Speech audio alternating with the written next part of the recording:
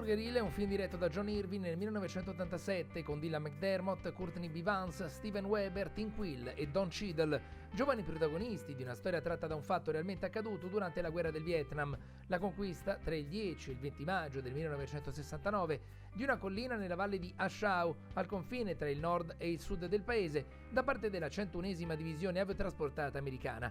Un obiettivo ritenuto determinante dai vertici militari statunitensi, portato a termine a caro prezzo in termini di vite umane e pochi giorni dopo abbandonato perché rivelatosi di scarso rilievo strategico. Sottovalutato dal pubblico all'epoca dell'uscita nei cinema sia per l'eccessivo sfruttamento a metà anni '80 del tema della guerra del Vietnam sia per l'assenza di star affermate, Hamburger Hill è riuscito a mantenere nel corso degli anni un certo interesse e una certa freschezza, grazie ad una diversità narrativa incentrata su aspetti fino a quel momento poco considerati.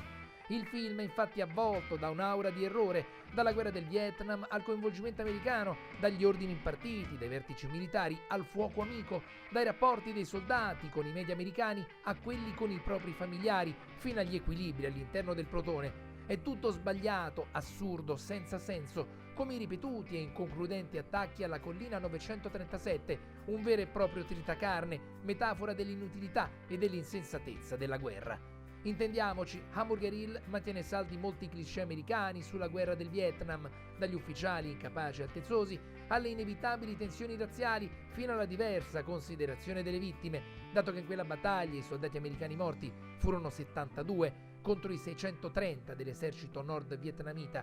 Ma il regista almeno si tiene alla larga dai supereroi, per quanto non manchi un po' di retorica, specie nella parte finale del film, titoli di coda compresi. La pellicola, del resto, è il prodotto di 3 persone che il Vietnam l'avevano vissuto o comunque subito. John Irving, nel 1969, in Vietnam c'era stato davvero come documentarista. James Carabazzos, lo sceneggiatore e produttore, ci aveva combattuto. E Marsha Nasatir, la produttrice, è la madre di un veterano di quella guerra. Vediamo ora qualche curiosità sul film. Hamburger Hill venne girato nelle Filippine. Alcuni soldati della base di Subic Bay vennero ingaggiati per partecipare al film come comparse.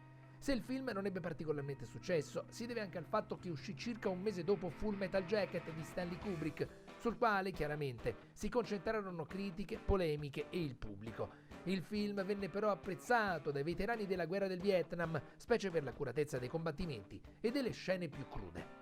Purtroppo, durante le riprese, molte delle quali girate su terreni fangosi e sotto la pioggia, perse la vita un elettricista che rimase fulminato a causa di un cavo volante lasciato vicino ad una pozza d'acqua.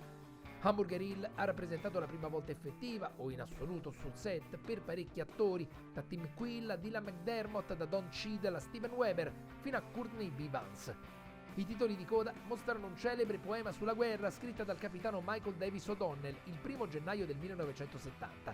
Di O'Donnell si persero le tracce circa 4 mesi dopo, quando precipitò col suo elicottero durante una pericolosa missione in Cambogia.